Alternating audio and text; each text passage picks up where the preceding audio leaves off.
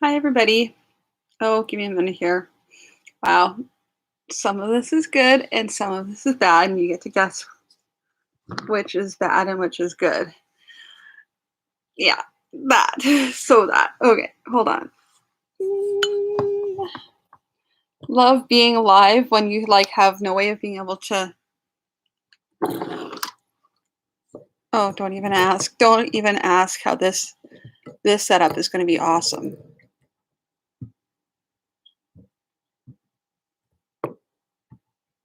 Nope. Oh my gosh. Okay.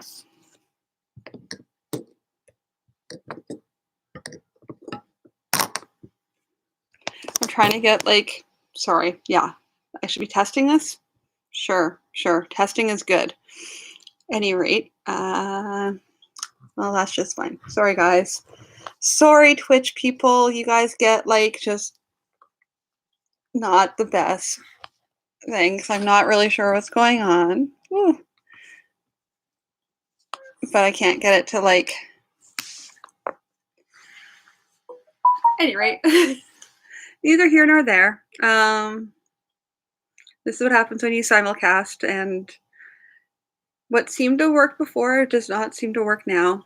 Whatever. Um, so tonight I am doing a quick, really, really quick update. And it's just because I haven't talked to you guys in a while. Well, I mean, did have the show live stream, but it was kind of for people on Twitch. It was kind of eh. But for me, I don't know. Sorry, I'm trying to go with a really weird. There we go. It's sort of you're off kilter. I'm sorry. That's Twitch, YouTube. You're fine because you're on my laptop, and that's what that is. Um, so I was going to talk this week because I never have a topic until I just come on in. Um, my topic this week is really about imposter syndrome and self doubt. Um, I really have had a lot of that this week, mostly because it's been, I don't know. I think that's what I'm still trying to examine is to understand why I got to that point because yes, we all have the self-doubt and everything like that and I'm not good enough for this or whatever. But for me, I'm usually able to quash it down pretty well and just motor on through. But I hit again and I really had to sit and take a step back and kind of think about what was going on. And I still haven't quite figured that out, by the way. Um, the only thing is that a while ago I had the self doubt that was so bad. It was so bad that I was like, okay, you know, why am I creating? Why am I working on comics? You know, and then I started really examining that and well, what would I do if I just stopped? And I started really, really thinking to myself seriously about how that would change, what my life would look like without working on comics, without telling stories at all. And I just thought to myself about it, how would I go about doing that? And that was when I kind of realized that I may I may take breaks, creative breaks every once in a while, but I'm not going to be able to stop doing what I'm doing just because I not be able to stop what I'm doing because I just want I want too much to get my stories, my dad's stories out there. And it's a driving force. It's not anything tangible. It's not like it's only because I really want the stories to see the light of day. And then people can choose to love them or hate them, whatever. Or, well, the indifference would be unfortunate, but that's also a possibility. But it has to each work being able to have the chance to survive or fail. And so I already had that. I've already had that. So I knew going into this feeling again that I wasn't going to stop. It wasn't like this was going to be something I was going to quit doing, quit creating comics, quit writing, quit editing. None of that was going to stop.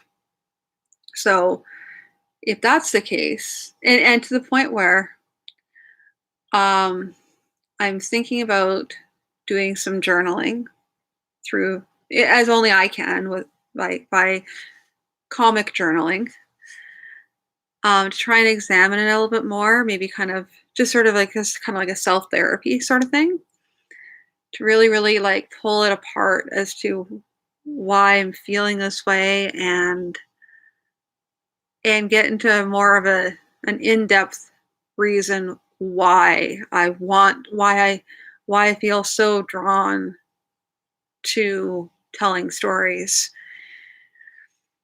And yeah, I want to examine that. And so then I got really excited about that, but I was still in the middle of my self-doubt. I'm like, oh, this is just horrible and I'm not good, but I'm really, really excited about that. And I'm also really excited to be getting a bunch of comics ready for Canzine. So it's this really, really weird, like back and forth hugging of like, yeah, on the one hand, I'm all like, oh no, I just can't do it. And this is really cool. I can't wait to get this all done. So there's some sort of disconnect there. I'm not sure how or why that is. It just is. And it's it's pretty, I don't know, the whole thing it just becomes ridiculous when I look at it like that. So yeah, I mean, I was listening to oh no, I forgot her name. Sarah Painter. I want to call her Sarah Painter. I'm calling her Sarah Painter, the worried writer, and she talks about the self doubt, and that comes as as an extension of your creative self. Well, this is an extension of your primitive brain, um, fight or flight, and thinking that you're going to be eaten at any moment. So your brain starts thinking about that and starts panicking, and it's a way of trying to save you. Yeah, well, and you have to kind of trick your brain into not doing that. So I have to kind of, I mean, yeah, for me, it's not even a matter of tricking my brain. It's just a matter of uh, scared, doubting myself, doing it anyway, because that's what I always do.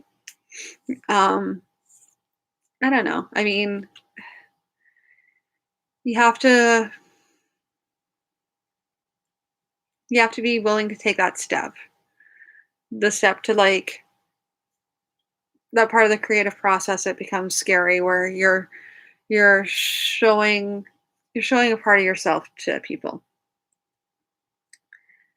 And yeah, that is really scary. I don't know. I have a hard time admitting that it's scary. That's just me though. And so I don't know.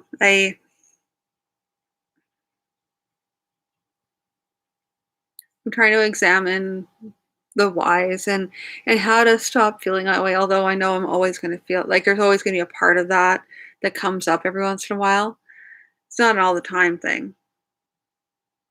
But she did make a good point though. What she did make a good point about was trying to make your creative process be a positive thing, not a have to do thing. So instead of punishing yourself for not getting work done, you reward yourself for what you do get done. And that seems like a nicer way in order to create a more positive environment and to kind of change your mindset so that you approach things positively and you look forward to doing what you're supposed to be passionate about. So that was really interesting, and I that is a piece I am gonna take away from that. I think it is really important because I see a lot of artists actually who do, and this runs the gamut between writers, painters, like people who just get to a point where you can tell that they've lost the passion, and it's really sad because then it just becomes this like machine run thing, and I don't know, it's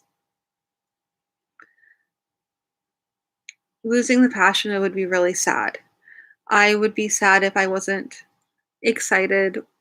And yeah, okay, so if I'm gonna treat this like a job, yeah, it's not always gonna be the funnest of times, but I can at least try and make it as positive as possible. I do the same thing at my day job as I try and be positive while I'm there because you can be a positive contributor or you can be negative. And there's a lot of negativity out there. So, if you have the option of looking at things negatively or positively, why not try to look at things more positively? Because you're gonna make your because you I don't know, I just living negatively impacts yourself and you have to live with yourself. So I don't want to have to live with a bunch of negativity within myself. I can I can experience that outside. And that's not, yeah, but yeah. And what I want to do is I'm still doing editing, but very slowly because most of my time this week has been dedicated to getting books ready for a online comic festival. Well, it's a not really comics so much as a zine festival, which kind of it's like a chapbook, but for me, I do mini comics, which are a form of zine. I could go on about that. Maybe one of these days I'll actually go down and do a breakdown of like zines, chapbooks, and mini comics, and kind of go over that. That's something I can do. I know a bit about that. I've been doing it for a while. Yeah, so let me see here. Was there anything else that I wanted to talk about aside from trying to be more positive, rewarding yourself? Super, like not even like big rewards. Like, for example, I want to get that's the cat food dispenser, so lovely background noises. Um, so I want to get some work done on the first draft of the story I'm working on, and in doing that, I'm gonna try and break it into a very, very bite-sized chunk, like really, really tiny. And when I get that portion done, like very, very easy, something that's really, really easy to be able to like accomplish, especially when you're feeling like drained and not able to accomplish things, just taking that little, making it super, super tiny and super, super simplistic. But then when you finish it, you feel really, really excited. You reward yourself. So even something, so if I like, not even, I guess I want to say a chapter, but like a scene, if I get this one scene, fleshed out, once I flesh out this scene, then I can get some sort of reward, be it like sticker or candy or something that's a treat. It has to be, and it has to be a treat that's rewarding. Not doesn't necessarily have to be food, because sometimes food is just not necessarily the best thing to be doing if you're like, you have 100 scenes to do and you end up with 100 eating 100 candies, unless they're really tiny candies or like something. I don't know. But rewards that work, measurable rewards that kind of balance out. That is important. And that is something I'm going to be trying to work on. Having said that, I don't know if I'm actually going to be doing, I'm probably just going to be looking over and staring at the draft again, because I feel a little bit overwhelmed by it, or I may just devolve back into working on the edit for the book that I'm trying to get published shortly. It was I wanted to have it ready to go for June to be published, and it's probably not going to be that because I still need to send it off to people to take a look at. But that's okay. uh, so yeah, because what I want to do is take one of those writing books that I was telling you guys about and start going through it while I'm streaming here, and kind of go over it, week by week, kind of a progression of how I'm on where I'm at with each of them, and kind of do that like a not even like a how to, just sort of like me going through it, trying to apply what I'm learning to what I'm working on. We'll see, because I have my main project I'm working on. Once I'm done that, I want to take a bit of a break from editing, which will mean writing and comic work, mostly comic work, but then also when I get some writing in as well, because I want to maintain the writing practice, which I've fallen away from again. But that's also because I've been working on comics and like literally publishing. But I need to get back to it. It's but it, it's not a bad thing. It's just the way my style is. My style is I work on a project, and some of my projects are novel based, some of them are editing based, some of them are comic based, some of them are art based, because I'm working on just practicing with different kinds of medium. I started working with some gouache and some watercolor crayons and some watercolor pencils, because experimenting. But that's kind of neat because I have like a bunch of different things that I'm working on, and a whole bunch of projects at any given time, and very, very vastly different. So, but I think that's pretty much all for tonight. That's pretty much all I had to say, which was not a lot, just talking about self-doubt. If you guys are experiencing self-doubt, I mean, and they're talking about it too, like there's a difference between, minor self-doubt and full-on anxiety with panic attacks. Anxiety with panic attacks is more of a mental health condition. That is something that needs to be addressed professionally. And don't mess around with that. Seek help, and keep on seeking help until you're able to get it. That's my advice to you on that. If you're just dealing with like a little bit of things feel crappy, then that's a whole other matter. That's manageable. Wherein you can do what I do and just try and like not even just put on a happy face, just try and like understand that that's part of the process, is feeling like everybody is 100 times better. That's not usually the case. I mean, there's always somebody better. There's always somebody better. There's always somebody worse. That's just the way it is. Fact of life. Most of us are somewhere in the middle, up or down a little bit. And that's not a bad thing. It's just the way it is.